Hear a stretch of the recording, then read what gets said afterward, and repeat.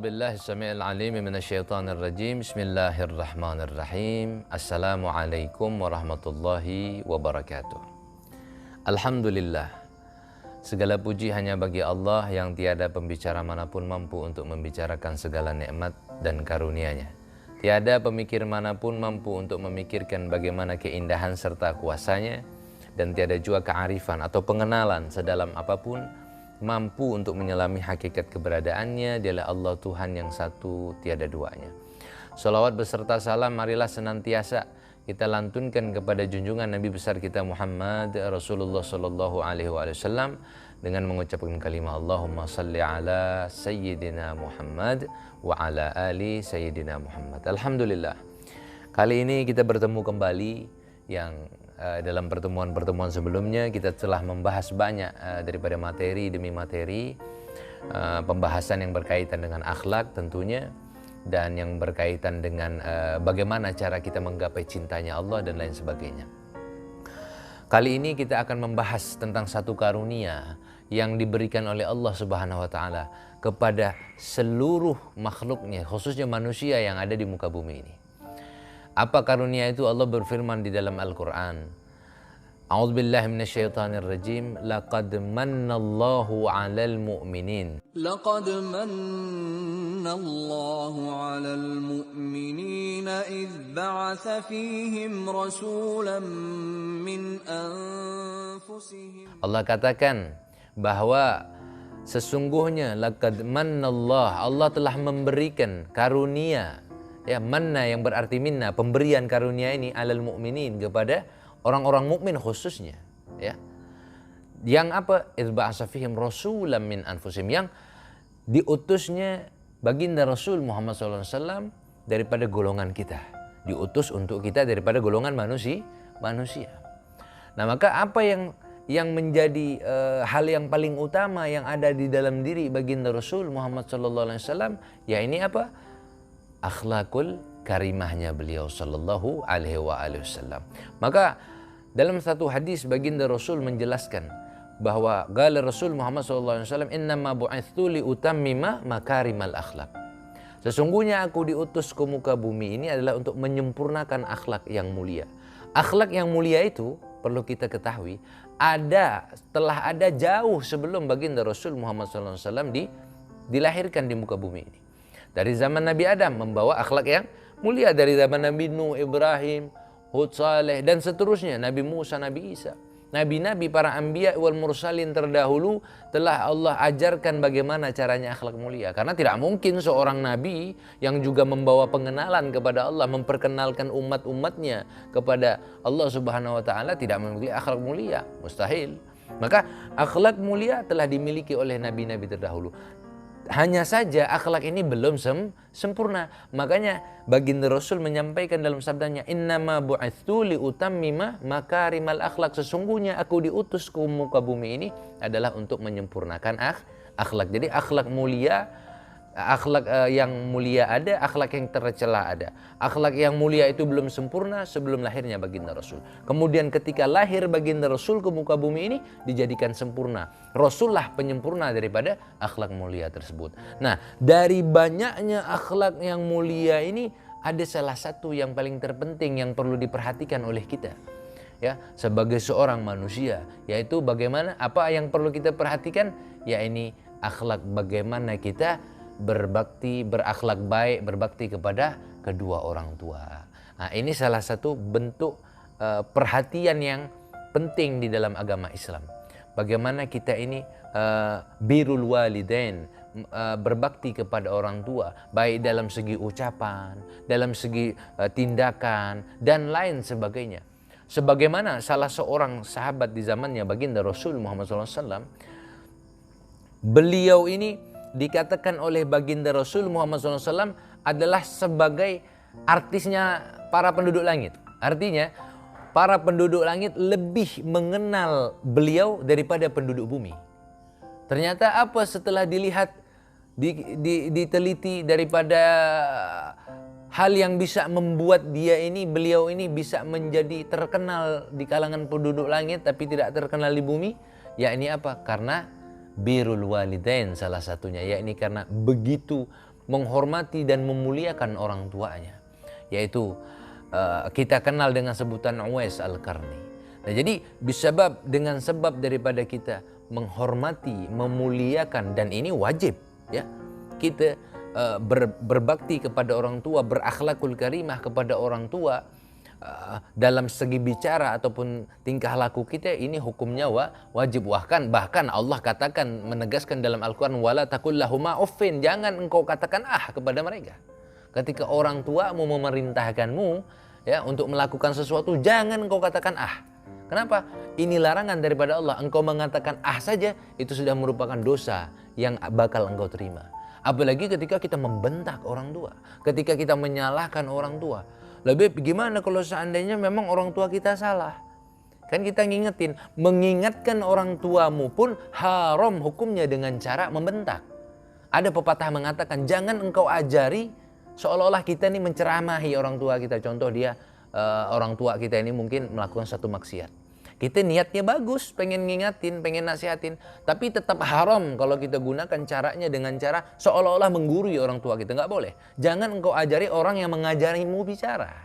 Jadi yang mengajari kita bicara mulai dari kecil orang tua kita. Sejahat apapun, sejelek apapun orang tua kita, itu tetap darah daging kita. Maka Imam Ahmad menegaskan, barang siapa yang dia ini melakukan suatu kesalahan atau dia ini durhaka kepada orang tuanya, kelak kalau dia dewasa dan dia punya anak, nanti anaknya ini akan juga berlaku sama kepada dirinya. Artinya ketika kita saat menjadi seorang anak, kita tidak mendengarkan nasihat orang tua kita tidak mau mendengarkan perkataan yang perintah orang tua kita yang sifatnya baik. Nah, maka ketika kita menjadi orang tua, nanti kita akan mendapatkan balasan seperti itu. Karena apa? Balasan daripada Allah ini ada dua. Ada yang disegerakan oleh Allah, yaitu di muka bumi ini. Seperti hal yang tadi. Nah, maka ini jaza balasan yang Allah berikan di muka bumi ini ada yang disegerakan. Dan nanti yang ditangguhkan oleh Allah itu namanya azab. Allah akan berikan azab. Masih mending kalau dapat balasan di muka bumi ini daripada nanti di akhirat. Karena azab di akhirat kita nggak punya waktu untuk bertobat, nggak punya waktu untuk memperbaikinya. Tetapi kalau di dunia masih punya waktu selama nafas kita, nyawa kita masih ada. Oleh karenanya ikhwan wal akhwat, para pendosa yang sedang mencari cinta dari Sang Maha Cinta, kita menjadi anak, maka bersopan santunlah kepada orang tua kita. Selama kita menjadi anak, berbaktilah engkau kepada orang tuamu. Jangan engkau sia-siakan orang tuamu. Bahkan selama kita menjadi anak bagi seorang laki-laki, dari mulai dia sebelum menikah sampai sudah menikah sekalipun, surganya terletak di bawah telapak kaki ibunya. Seorang laki-laki beda sama perempuan. Kalau perempuan sebelum dia menikah, surganya terletak di bawah telapak kaki ibunya. Tapi begitu sudah menikah, surganya terletak di bawah telapak kaki suaminya. Nah, maka khususnya buat laki-laki nih, hati-hati. Jangan sampai engkau salah memperlakukan orang tuamu, ya. Nanti kadang-kadang begini, ketika kononnya kita mencintai, dia sudah menikah, mencintai istrinya dengan cinta yang luar biasa. Mencintai istri nggak salah, tetapi kalau dengan mencintai istri membuat engkau menjadi durhaka kepada orang tuamu, itu yang salah, ya. Jadi orang tua tidak bisa engkau bandingkan dengan apapun, sejahat apapun mereka, ya, sesalah apapun mereka, engkau ingati bil ma'ruf, dengan cara yang baik.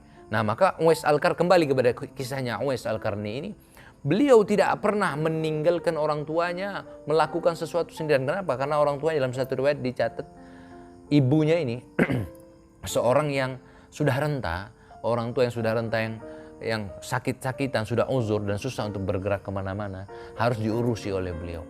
Nah, sehingga Uwais Al-Qarni tidak pernah meninggalkan uminya atau ibunya dalam melakukan sesuatu, tidak pernah. Selalu dia bersedia ada di samping ibunya sampai akhir hayat daripada ibunya ini. Nah, pernah satu ketika Uwais Al-Qarni ini rindu ingin bertemu dengan baginda Rasul Muhammad SAW. Lalu dalam kerinduan yang sebenarnya bukan sehari dua hari, tidak. Kerinduan ini sudah bertahun-tahun ditahan oleh Uwais Al-Qarni. Dengan kerinduan yang sangat amat, lalu Uwais Al-Qarni ngomong sama uminya, wahai umi, izinkan aku untuk bertemu dengan baginda Rasul Muhammad SAW. Sesungguhnya aku sangat rindu dengan baginda Rasul. Apakah engkau mengizinkanku? Singkat cerita, uminya atau ibunya mengizinkannya. Tetapi ibunya bicara, engkau tahu wahai Uwais, aku ini sudah tua, sudah renta, dan jangan engkau berlama-lama, karena engkau tahu bagaimana kondisi ibumu.